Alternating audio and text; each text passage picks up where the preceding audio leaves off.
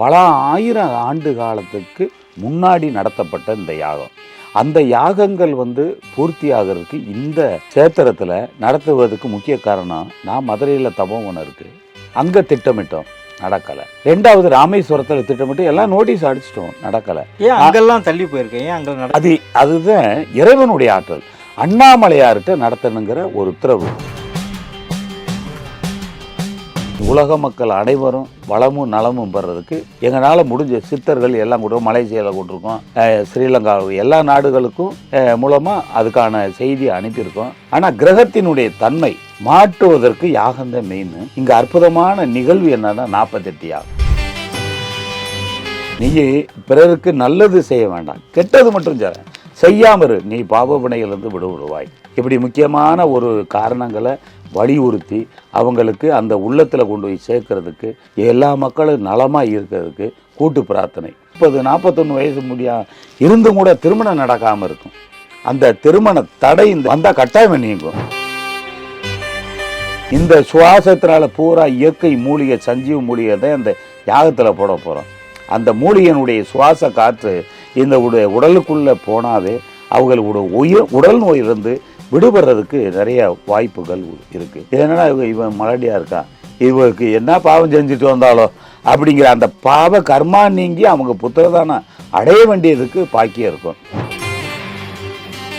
உலக சித்தர்கள் மகா சங்கமம், எல்லாரும் மக்களுக்கும் உரியது தான் இது. எல்லா மதத்தவரும் கலந்துக்கலாம். அவங்களுக்கு எடுத்து உரைக்கிற வண்ணம் திருநங்கைகளையும் சேர்த்து கூட்டு பிரார்த்தனை போட்டிருக்கோம்.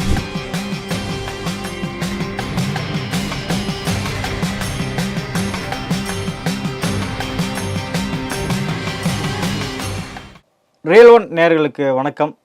இன்று நம்முடன் இணைகிறார் கொல்லிமலை சர்க்குரு சந்தன சித்தர் ராஜாசாமி அவர்கள். வணக்கம் சார். வணக்கம் ஐயா. எப்படி இருக்கீங்க? நல்லா இருக்கேன் ஐயா. ஐயா நல்லா இருக்கீங்களா? நல்லா இருக்கேன். சித்தர்கள்லாம் ஒன்றிணைஞ்சு திருவண்ணாமலையில் ஒரு யாகத்துக்கு தயார் பண்ணியிருக்கீங்க. எதற்காக இந்த யாகம்? இந்த யாக வேள்வி உலக மக்கள் நல வேண்டி. இந்த எதுக்குன்னா, உலக மக்கள் நலம்னா என்னென்னா, இப்போ கொரோனாக்கள் நிறைய சீற்றழிவுகள் வந்துக்கிட்டு இருக்கு. இந்த அழிவிலிருந்து குறைப்பதற்காகவும் தடுப்பதற்காகவும் அந்த அண்ணாமலையார்கிட்ட அந்த சித்தர்கள்லாம் கூடி இந்த யாகத்தை நடத்துகிறோம். அதாவது விஷக்கிருமிகள் அழிய, விஷக்கிருமினால் தாக்குதல கொரோனாக்கள், இதே மாதிரி பூகம்பத்தினால முதல்ல நிறையா பாதிக்கப்பட்டிருக்கு. அதாவது பூகம்பத்தினால நிறைய பாதிக்கப்பட்டிருக்காங்க. இதனால் நிறைய மக்கள் அழிவுகள் எல்லாம் சந்திச்சிருக்காங்க. நோயினாலையும் இயற்கை சீற்றத்தினாலேயே. இயற்கை சீற்றங்கள் நிவர்த்தி வர இந்த தீய கிருமிகள் மக்களுக்கு அண்டாமல் இருக்க சனாதன தர்மத்தோடு எல்லா மக்களும் ஒன்று சனாதன தர்மத்தோடு மக்கள் வாழவும் அந்த அண்ணாமலையார்கிட்ட வேண்டுறோம்.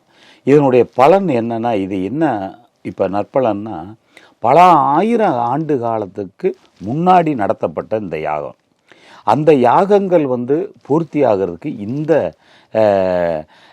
சேத்திரத்தில் நடத்துவதற்கு முக்கிய காரணம், நான் மதுரையில் தபோவனம் இருக்குது, அங்கே திட்டமிட்டோம், நடக்கலை.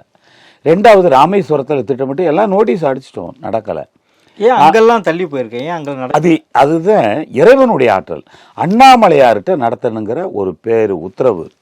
இந்த உத்தரவு காரணம் முக்கியத்துவமே என்னன்னா, சித்தர்கள் வாழும் பூமின்னாவே அண்ணாமலையார் தான், திருவண்ணாமலை தான். ஆமாம், திருவண்ணாமலை தான். அப்போ அக்கினியை எங்கே கொண்டு போய் அக்கினியை அழிக்கணும்னா, ஒரு தீய சக்தி அழிக்கணுமா அக்கினினால தான் முடியும். இந்த அக்கினியை எங்கே உருவாக்கணும்? பல ஆண்டுகளுக்கு முன்னாடி நடந்த இந்த சம்பவமான அக்கினி வேள்வி எங்கே நடத்தினா நலமாக இருக்கும் அப்படின்னா, அது அக்கினி சேத்திரம். அப்போ ஐயா எங்களுக்கு உத்தரவு கொடுத்தது அந்த அக்கினி சேத்திரம். அந்த சேத்திரத்தில் இந்த அக்கினியினால் உலக மக்கள் அனைவரும் எல்லாம் வளமும் நலமும் பெறதுக்கு எல்லாரும் சித்தர்கள் அங்கங்கே எங்களால் முடிஞ்ச சித்தர்கள் எல்லாம் கூட மலேசியாவில் கொண்டிருக்கோம், ஸ்ரீலங்கா, எல்லா நாடுகளுக்கும் மூலமாக அதுக்கான செய்தியை அனுப்பியிருக்கோம்.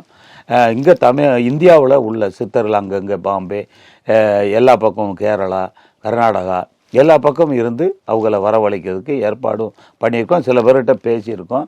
எல்லாரும் கலந்து இந்த கூட்டு பிரார்த்தனை பண்ண போகிறோம். இந்த கூட்டு பிரார்த்தனை முக்கிய நிகழ்வு என்னென்னா, யார் பார்த்தாலும் இப்போ நீங்களே ஒரு துன்பம் வருதுன்னா எந்த கிரகம் பிடிச்சி ஆட்டுதோ ஒன்றையெல்லாம் அப்படின்னு சொல்கிறாங்க. ஆனால் கிரகத்தினுடைய தன்மை மாற்றுவதற்கு யாகம்தான் மெயின். அந்த கிரகத்தன்மை மாற்றுவதற்கு இங்கே அற்புதமான நிகழ்வு என்னன்னா 48 யாகம். ஏன்னா எல்லாரும் 108 நடத்துவாங்க, 1008 நடத்துவாங்க அப்படின்னு தான் பார்த்துருக்கோம். இன்ன வரைக்கும் நானும் பார்த்துருக்கேன். நானும் சில யாகம் பண்ணியிருக்கேன். முன்னாடி தேனியில் 2018 சித்தர்கள் மாநாடு நடத்தியிருக்கேன். அது சர்வசாதாரணமாக டெய்லி 3 யாகம், ஒவ்வொரு யாகங்களும் கணபதி ஹோமத்திலிருந்து இப்படி பண்ணியிருக்கோம். சௌராஷ்டிரா காலேஜில் 2018 உலக, அதே மாதிரி சித்தர்கள் மாநாடு தாங்க. உலக சித்தர்கள் மாநாடெல்லாம் இல்லை, அங்கே உலக சித்தர்கள்லாம் அழைக்கலை. அங்கே இங்கே வாழும் நம்ம தமிழகம், இங்கே இருக்க வண்டே இந்த இந்தியாவுக்குள்ளே இருக்க முக்கியமானவங்க இவங்க அங்கே நடத்தணும். இப்போ புதுமையாக ரொம்ப சீற்றழிவு நிறையா வருதுங்கிறதுக்காக எல்லோரும் ஒரு 5 பேர் ஒன்று கூடி, நான் ஒருவர், இதில் என்னுடைய நண்பராக இணையிற ஒரு அறக்கட்டளை வச்சுருக்கோன்னு சேலம் நாடி சோதிடர் மதியழகன், 3வது சமூக சேவையை அவங்களுடைய செயலாக்கமே, அதாவது அனாதை புணங்களை எடுத்து அடக்கம் பண்ணுவது அவங்க சேவையாக வச்சுருக்காங்க. அங்கங்கே தமிழ்நாட்டில் கூட்டு பிரார்த்தனை எல்லா மக்கள் நலம் பெற இன்ன வரைக்கும் அத்தனை 20 ஆண்டு காலமாக பண்ணிக்கிட்டே இருக்காங்க, இன்னமும் பண்ணுறாங்க. இந்த 2 மாதம்தான் எங்கள் நிகழ்வுக்குனால சேர்ந்ததுனால அவங்க அந்த கூட்டு பிரார்த்தனை பண்ணலனாலும் அங்கங்கே கோயில்களில் நாங்கள் அந்த பௌர்ணமி அமாவாசைக்கு அதை ஒரு பிரார்த்தனை அந்த எல்லையில் பண்ணிட்டு போகிறோம். அவங்க ஒருத்தர் ரொம்ப அற்புதமானவங்க.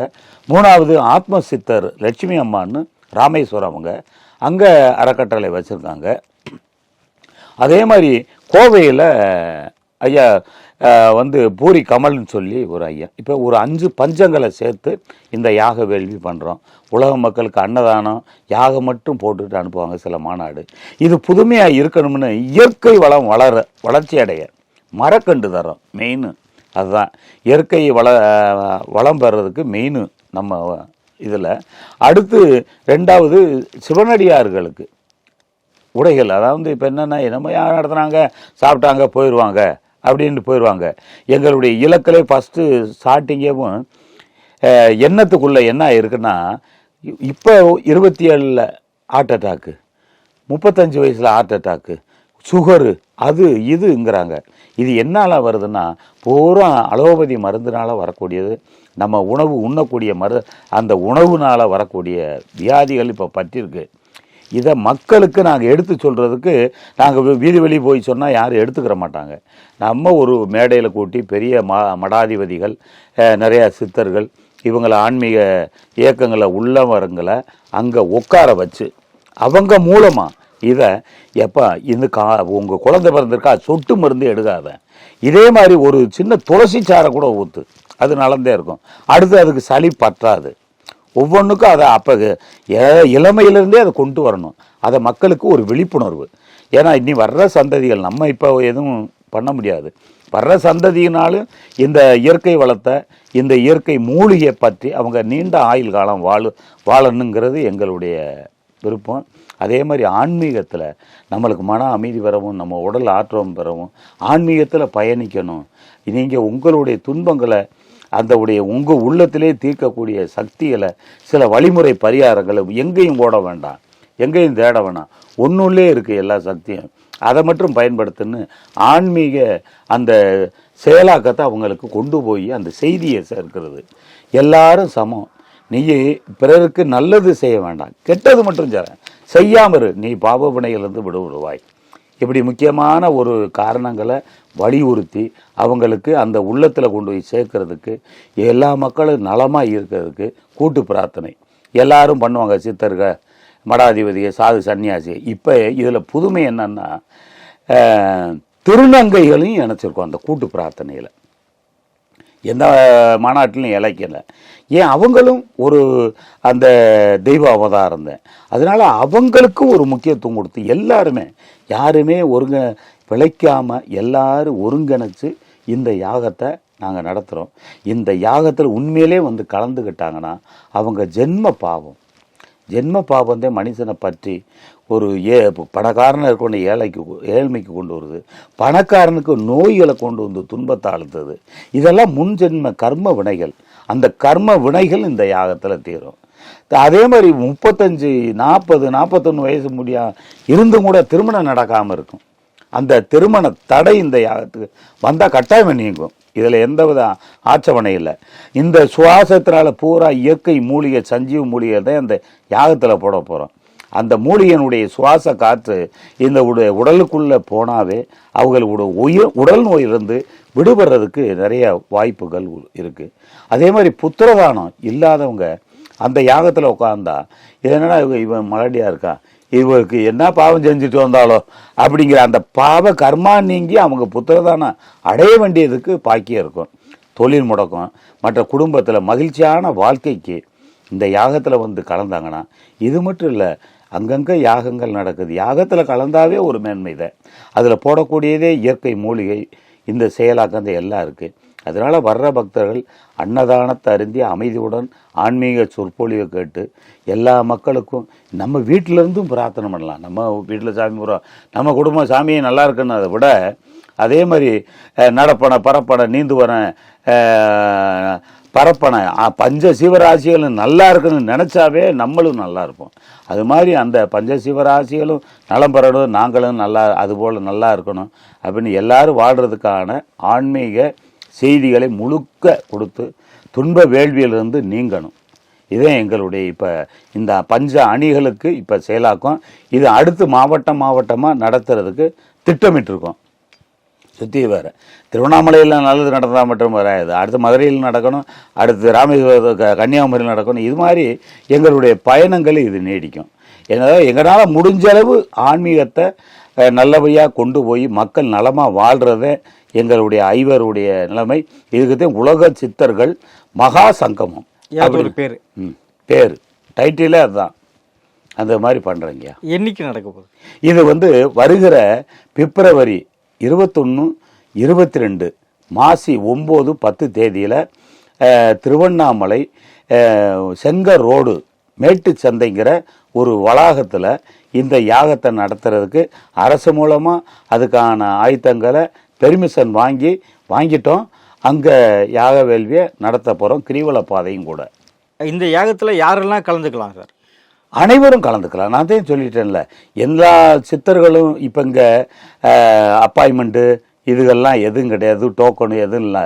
அவங்க வர்றாங்க, எல்லாரும் மக்களுக்கும் உரியது தான் இது. எல்லாருமே கலந்துக்கலாம், எல்லா மதத்தவரும் கலந்துக்கலாம், எல்லாரும் கலந்துக்கலாம். அதுக்குத்தான் அவங்களுக்கு எடுத்து உரைக்கிற வண்ணம் திருநங்கைகளையும் சேர்த்து கூட்டு பிரார்த்தனையில் போட்டிருக்கோம்.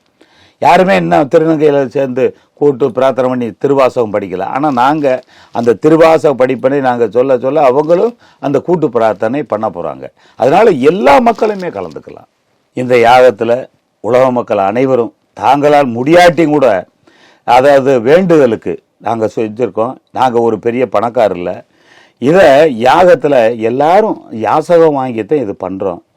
இந்த யாசகத்தில் எங்களுடைய பதிவீட்டில் போட்டிருப்போம், அழைப்புதலில் போட்டிருக்கோம். அந்த கூகுள் பே அனுப்புறது தாங்கனால் இயன்றதை அனுப்பி அந்த யாகத்தினுடைய பலன் பெறணும். இது எங்களுடைய கொள்கை. அதை எல்லா உலக மக்களுக்கும் வேண்டிக்கிறோம். அதில் நீங்கள் 100 ரூபா போட்டாலும் நீங்கள் யாகத்தில் நீங்கள் தான் நடத்துகிறீங்க, 1000 ரூபா போட்டாலும் நீங்கள் தான் நடத்துகிறீங்க. தாங்களால் இயன்றதை அந்த யாகத்தில் போட்டு அந்த யாகம் நடத்துறதுல எல்லா மக்களும் கலந்து கொள்ளணும், எல்லா இனத்தவரும் கலந்து கொள்ளணும். அது போட்டுட்டாவே அந்த யாகத்தினுடைய பலன் அவங்கள போய் அடையுது. இதை எல்லாரும் பண்ணால் நல்லா இருக்கணுங்கிறது எங்களுடைய கணிப்பு. நாங்கள் மட்டும் பலன் அடையிறது எங்களுக்கு விருப்பம் இல்லை, எல்லா மக்களும் பலன் அடையணும், எல்லாரும் பேர் காசும் அதில் இருக்கணும் அப்படிங்கிறத அந்த உதவித்தொகை.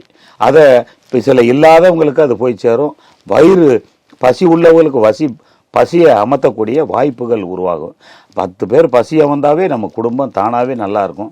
அதனால் அந்த அன்னதானத்தை யாக வேள்விக்கு அனைவரும் நாங்களால் இயன்ற நன்கொடை உதவி, பொருள் உதவி தந்து இந்த யாகத்தில் கலந்து கொண்டு சிறப்படையுமாறு அண்ணாமலையாருடைய ஆணையும், உண்ணாமலை தாயாருடைய அருளும், 18 சித்தர்மார்களுடைய அருளும், அனைவருடைய அருளும் பெற்று வளமும் நலமும் வாழ வேண்டுகிறோம். அண்ணாமலைக்கு அரோகரா, உண்ணாமலை தாயாருக்கு அரோகரா, மகா கணபதிக்கு அரோகரா, முருகனுக்கு அரோகரா, 18 சித்தர்மார்களுக்கு அரோகரா. அரோகரா அரோகரா. வாழ்க வளமுடன். திருச்சிற்றம்பலம். நன்றி.